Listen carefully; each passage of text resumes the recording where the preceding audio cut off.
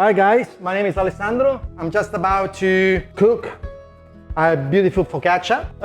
As you can see, we got the Moretti oven here, ready for bake the amazing product that we just made. The focaccia is this.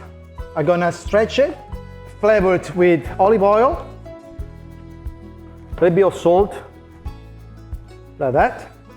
And the oven that I'm gonna be using is the SVU.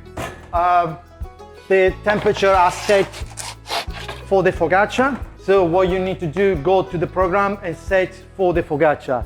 That means that it's already established the deck, the ceiling, and the overall chamber temperature, which makes life easier for all of us. In case if we need to not to be in the kitchen that specific time, the apprentice can do the same job as I would do it. So that is a great help for to maintain the standard and the quality of the product. I'm Alessandro and thank you for watching.